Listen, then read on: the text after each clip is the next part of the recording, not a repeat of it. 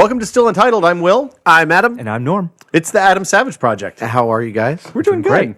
We're here in the shop. Yes. It's a nice weekend day in the shop.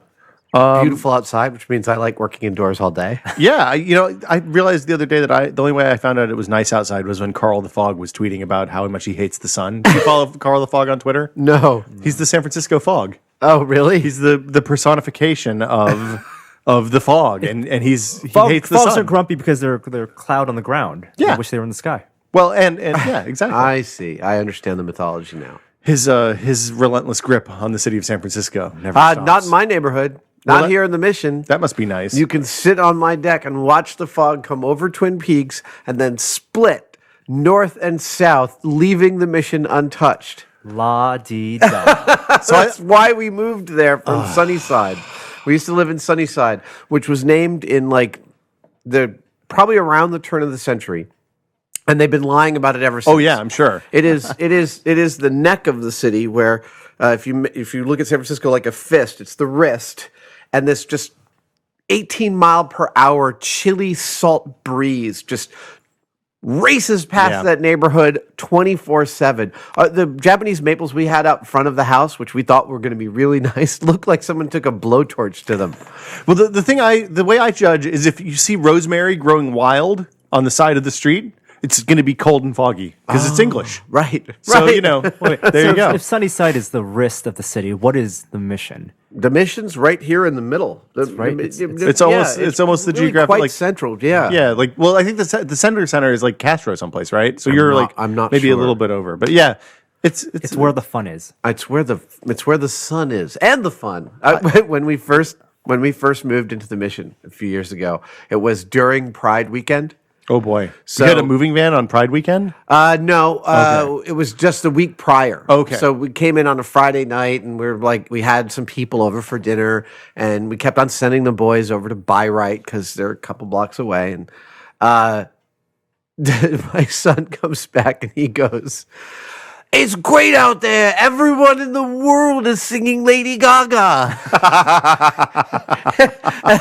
and then he says, "Can I go out? Do you need anything else?" And I was thinking, and the boys were like really willing to go out, and I was like, "Why? That's weird." Okay, sure, go out and get some more stuff. And they kept coming back with hors d'oeuvres and things. And then a couple weeks later, someone said, "Well, you know why they were willing to go back out?" I was like, "Why?" And they're like, there were probably a lot of boobs on display. Yeah. That's what I'm They thinking. might not have been men's boobs. They might not have been female boobs, but they're none the wiser. They were like 10. It all works out, yeah. And so I go to thing one and thing two after I heard that.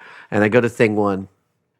I say, were there boobies on the street? He goes, "No, not that I really, genuinely tells me no." I go to thing two and I'm like, "Were there boobies on the street?" He goes, "Oh, yeah."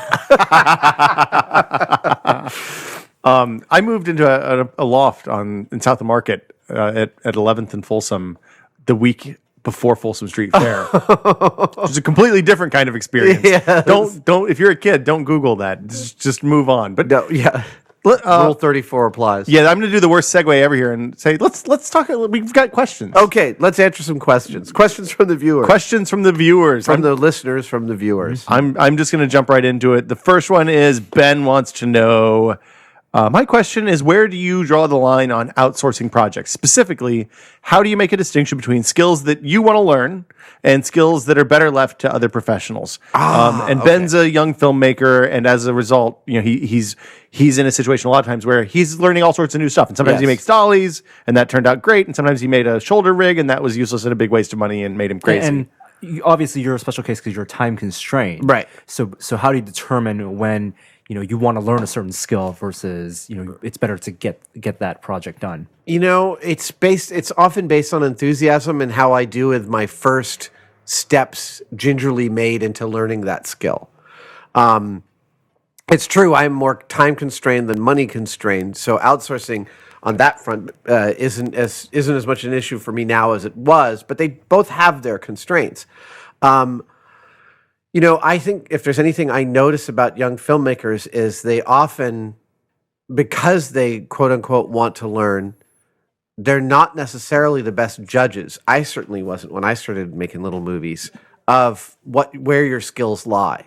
Like, I love editing, but I'm not an editor. Like I really like I have. But you want to. I've you're had not the like a- pleasure of taking a bunch of stuff that I've shot and storyboarded and then shot and then assembling it and learning how precise the timing needs to be for a moment to feel like you don't see what's happening. Like you don't see the editing telling you the story. It's just being told. And I did that enough to know, well, no, this is not the gene pool that I'm in. Editors are very specific. My hat is off for them because I don't understand Their brains are holding wired all that stuff in your certain brain. way. It's about being able to concentrate at a level at which I have trouble. So Like, that's a good example of a skill in which I, while I enjoy editing, I have no qualms about taking something that I've shot, storyboarded and shot, and giving it to someone to cut together for me. But you wanted that experience. Oh yeah, no, and that it was an invaluable experience. So I guess my thing is you should try everything once. And if it's pleasurable, you should keep on trying it. And if you like the results, but you also should be merciless about how it is. Like watch it today and then watch it tomorrow and then watch it in a week. And I mean every time you do, you're going to each time you leave it for a while, you're going to hate it when you come back to it. well, and the other thing I like to do is watch people watching what you do. So like if you take something, you cut it, you think, wow, this is the best I can do. And then you show it to somebody else and they're like, yeah, that was okay. Maybe move on. And the same thing applies to other stuff too. Like if you start trying to learn carpentry or joinery or whatever, and you spend hours and hours and hours on it, and you're like, oh, this is pretty good, but you didn't have a blast. Like it's not fun. It's not satisfying to you. Then drop it and move on. Do you derive less satisfaction from something, for example, in a prop that you've made versus someone else has made versus something you've made, even though they can do it much better? Because they've built it many times. It's a different type of satisfaction. I am certainly less. So, to give an example, my Master and Commander code. I love that thing. It's a beautiful, beautiful piece, and I greatly enjoyed it. It hangs on the door behind my desk in my home office, and I like looking at it. If I had built it, I would feel a much deeper sentimental attachment to it, like I do about my Blade Runner gun. So my participation in the final product definitely bears on whether or not I'd be sad if the building burned down and that was in it. Yeah. Well, I mean, if it's something you've made and something you put hundreds of hours in, then you look at it and you think, it makes you smile every time you look at it. It really does. It really does. So this question coming from a filmmaker is great because the everyone's making films right now. If you're a young filmmaker and you're in film school or you find a group of other filmmakers, there's no shortage of people that you can outsource to. And they're all learning as well. Yeah. And you can learn by directing them. You can learn by asking their opinion. I mean, so to me, I'd say, so there's two things about drawing the line. One is try everything once and then find other people that do it better than you and learn from watching them do it. Maybe you end up being an editor. I know editors that didn't intend to end up that way. I know, DPs that didn't intend to end up there, but they found that they loved it after doing it. Well, I mean, a lot of times I didn't intend to end up doing what I do today. Yeah. I mean, I started out doing something because it was fun. Exactly. And then it ended up that I was pretty good at it, and one thing led to another, and here I am. Yeah. So, okay. I think that we. So I'd say I'm agnostic about it. There are projects that I won't farm out, but they're few and far between. Like I've got a beautiful, beautiful, accurate kit of the one of the spinners from Blade Runner, and it's big. It's got to be 18 inches long with lights and everything. And if I dove into it, it would probably be about 40 or 50 hours of work for me. And I'm thinking about it, and I'm thinking how much I want to see it in here. And I'm thinking, I'm just never going to I'm not going to get around to that in the next 5 years. Yeah, it's on the list of things to do that if you're like you're somewhat invalid, but not so much that you can't work, but you're not. That's why you have kids. No, they can't tackle that. Well, you groom put them. them in the deep end. I believe I might commission one of my old colleagues from ILM to put it together. Oh, professionals. Yeah. Because the guys I know do it much faster than I could, and then it'll be here and it'll be lit. What about stuff you've done that you absolutely love, and I mean, since you're so deep down the path that you ended up learning, what's the other side of this? Well, So the other side of this is the Blade Runner gun, or even like the Blade Runner gun case, right? Like that case is incredibly successful to me from a standpoint of going past my own intention of what I wanted when I built it to coming out with something different than I expected. So I look at it and the best stuff that you make when you're done with it, you can't quite remember how you knew how to make it like that. Yeah. When it's really good, when you really are satisfied by it, it delves into a kind of an other.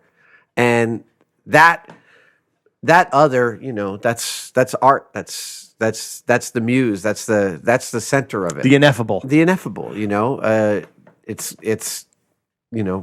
the how do you No, it's you everything. can't quantify it. Yeah. It's the other. I refer to it in my head as the other. And it's a lovely thing because the pieces that I have pieces in this shop that I made 25 years ago, and they're still teaching me about the way I think about making things because they have so much of that in it. Well, and then the third category is the stuff that the equipment to do would be prohibitively expensive or unattainable. So like painting or vacuum metallization or stuff like that, you don't necessarily do Chroming, because Yeah, absolutely.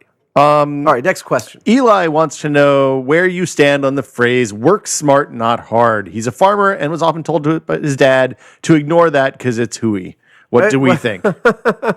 I think it sounds like a great idea in theory. I don't think anyone... Ignoring it or the working smart but not hard? Well, no, sorry.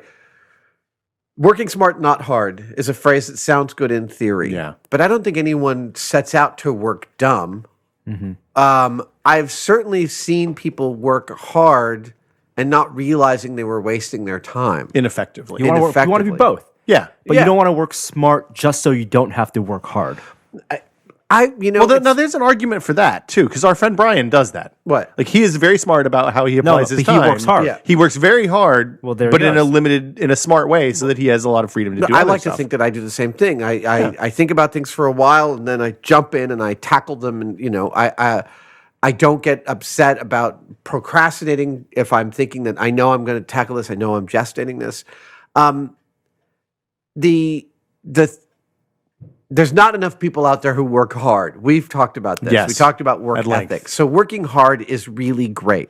And working hard, like busting your ass really has its place.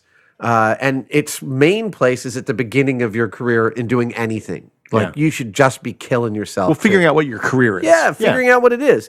But the one thing that people don't do, and this is the smartest way to work hard as far as I'm concerned, is running a subroutine. And this is what I've always done, is the subroutine is, could I be doing this more efficiently?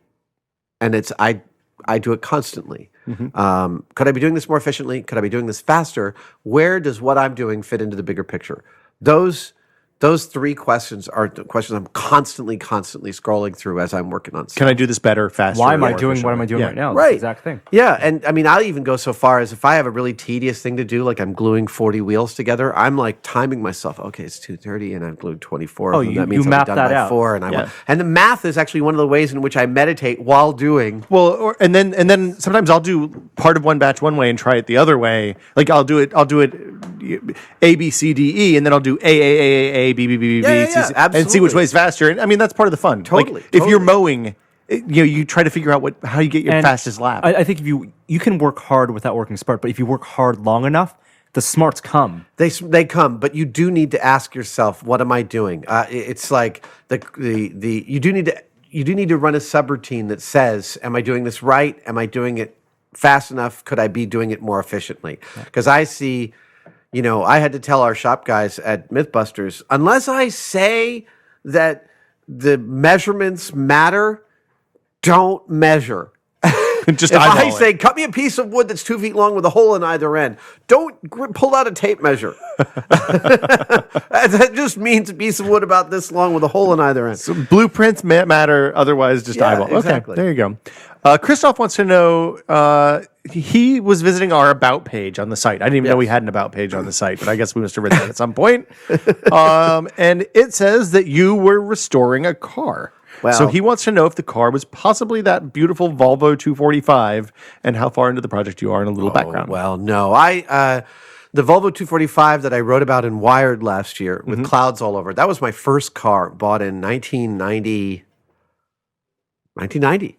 It was a 78 245 DL. I loved that car. We destroyed a couple of Volvo station wagons yesterday on boy. Mythbusters. I can't say why, but what was great about them is that sitting in that Volvo, it smelled like my early 20s. Really? Right? Like that just Oh, smell. so describe what's the smell? Well, Your Ratatouille. It's Mercedes also smell like European cars of that era all have this kind of smell of the leather and the vinyl and the plastic and the sun. It's a specific leather treatment It's or something, the right? smell of European polymer chains being slowly destroyed by the sun.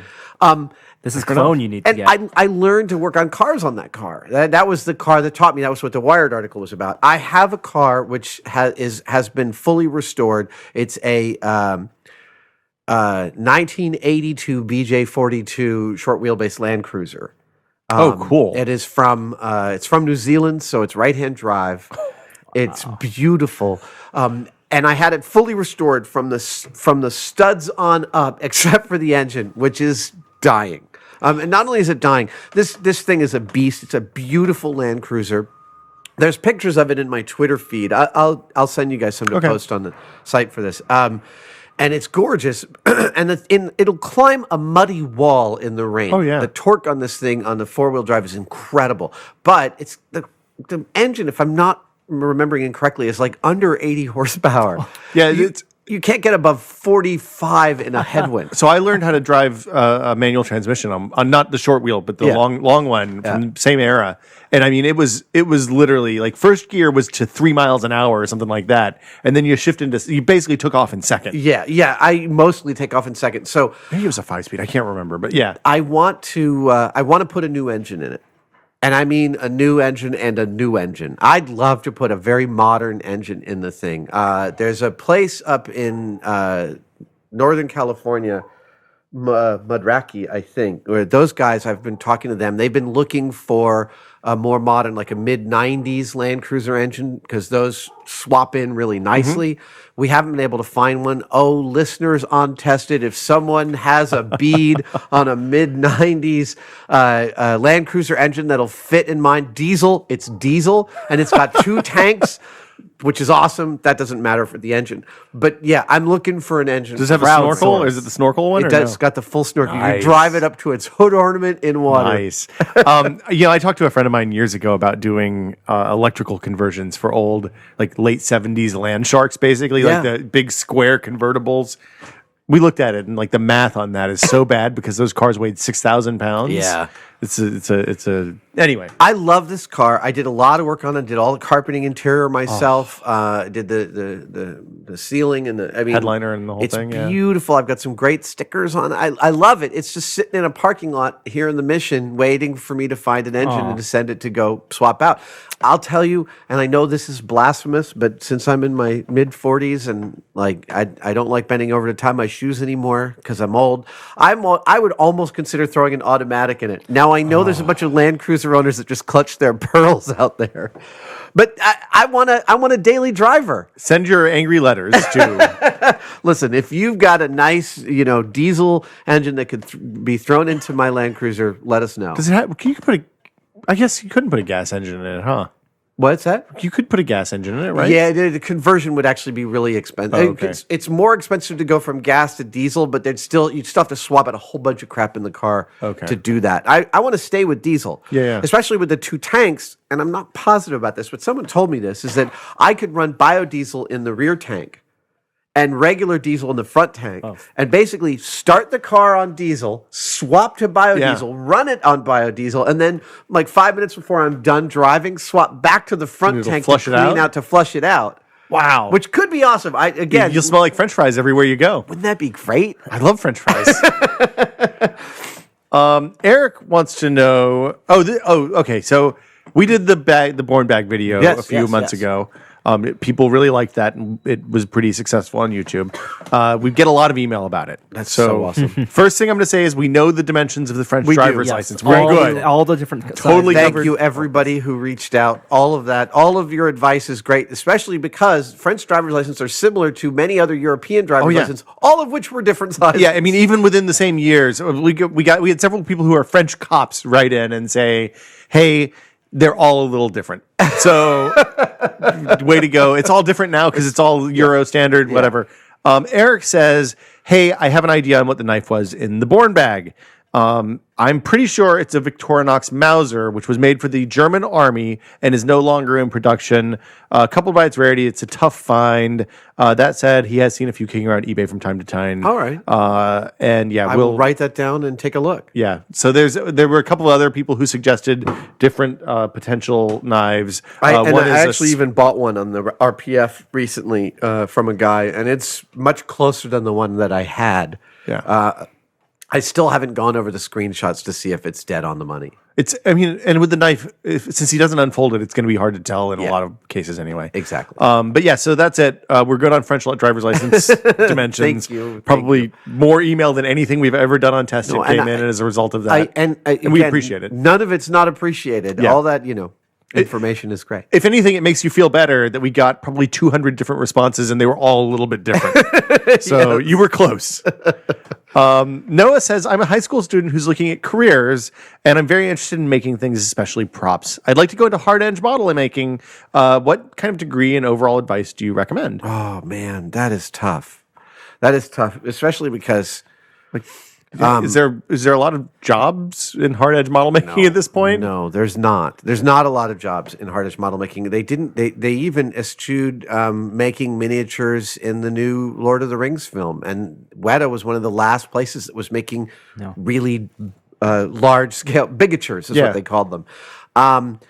So there is still some of that work. It is few and far between, which means to get that work, you need to be at the top of your game. The prop work, there's more of that because practical props are always going to be needed. Swords and armor. And devices, time travel stuff or whatever, is conceived of period for the film. Piece stuff. Is that work that you could do and learn? Would that give you the skill to do something that's more in demand? Well, I'm not even sure the place in which you would get into that. You'd almost be doing it from an art direction standpoint. Like there is making props, which when you say, oh, I'd like to make props for a living, there's making props in which if you want to do that, you can do it for theater all day long. Theater always needs props and, you're going to get $10 and 3 days to make something really complex. But it's a great training ground. If you want to make props for movies, well, you could try and get hired by a prop shop, but again, work is going to be tight. It's going to be it's not going to be constant. But you're going to get more work if you turn out to also be a great designer. Okay. So to me, I would say the intersection for that is to go into design. And if you really are interested in the model making and the props, clearly that means you're interested also in multidisciplinary skills. And in that case, I would look for a school that not only had a solid design program, but look for a degree within that design school that gave you access to the largest number of departments in that school. Okay. So you could go, so whether it's like a fine arts multidisciplinary thing or right. Yeah. So if it's mixed media where you learn your design skills, or again, I haven't looked at the syllabi of art schools lately. What SVA? Oh, or that's Parsons. coming soon. You have a few years. Yes. The boys just turned 14. But again, some of the smartest people I know have chosen their degrees not because of the job they wanted when they were done. They've chosen it for what they would learn while they were there. Yeah. So a friend of mine went to MIT and specifically chose the department that gave him access to almost every other department at MIT, and thus was able to get his hands dirty with everything. And the thing about going to college is like the classes are the least important part of it's the other stuff you learn. Yes. I mean, the thing I tell people who don't know what they want to do when they go into college is to find find an avocation, not a vocation, right, out of college. Because I mean, odds are you're going to end up doing something that's completely off your degree anyway. And in that case, also we could talk just very briefly about the egregious cost of college, which is ridiculous and it angers me every time I think about it. $60,000 now for. Ridiculous. Yeah. And there's a really good argument to be made for something my wife and a bunch of my friends did, which was go to a really inexpensive school for the first couple of years to figure out what the hell it is that you're somewhat interested in. Or take a year off and get find a job and that's fantastic to Yeah, do. because I was much more prepared to go when I was 19 to manage living when by you were- myself than when I was 18. Yeah. My wife went to state for 2 years before figuring out where she wanted to go, and we have several friends in the Bay Area who did that. Go to community college for a couple of years just to figure it out.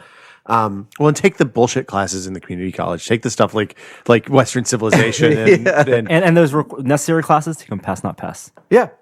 oh, they can do. You can do that now. Pass, not pass for the breath classes. Wow. And once again, the caveat is that I'm giving advice about going to college, and I never went there myself. Well, it's the thing. You go to college, and then you always want to go. You wish you could have gone later in life. Well, to me, I'm a little bit shamefaced at what an arrogant little sod I was back then. Well, we didn't know you back then. Oh, you're really glad you didn't know me back then. You wouldn't have tolerated our BS back then. The other thing I was going to say is if you want to find a way to do stuff and have other people help fund your habit. So on the RPF, a lot of times, and in other places, like our friend Harrison Cricks, Ballp and Props, has built a business of making props. Basically by having people commission stuff, and he's learned a lot of stuff along the way. Absolutely. And that's a good way to learn that stuff. In fact, when I was freelancing, when I was in the mid 90s, early 90s through the late 90s, through the early 2000s was my freelancing days, about 12 years, 14 years. I would have a price structure where I'd often say to people, they would say, we don't have enough money to do this. And I'd say, great. I will build it for you for your budget if you cover materials, but I get to keep it when we're done. Yeah. And that meant that I got to really lay into something because I knew it was going to be mine. It was going to be cool. It was going to be a design of mine. And yet they were covering materials, which was the expensive part for me doing my stuff at home. $50 means a lot when you're 22 and you've got to buy them art. You've got to spend that on art. If you can find somebody who'll supply tools and materials, go nuts. And that's theater and that's film. I mean, I built an entire padded cell for a friend's senior thesis film at NYU for something like $25. Because that's all that we had. And that refined my brain, that limitation. And that's just finding those ways to just get access to materials and get your hands dirty is great. We're almost there. I think we're on time. So on that note, thank you, as always, Adam. Absolutely. If you have questions, the email address is podcast@tested.com. Use the subject line, questions for Adam, and we will come back and do more questions at some point in the future. If you have advice about a Land Cruiser engine that will fit my BJ42 diesel, please put Adam's new diesel engine in the email. I will just set up a filter to send those directly to you. And as always, thanks for iTunes reviews and all that stuff. Yes. Everything you do to help, whether it's giving criticism or comments or whatever, helps us with the show. Photos of the car will be on Tested. Photos of the car will be up on Tested. Absolutely. Excellent. We'll see you guys next time. Bye. Bye.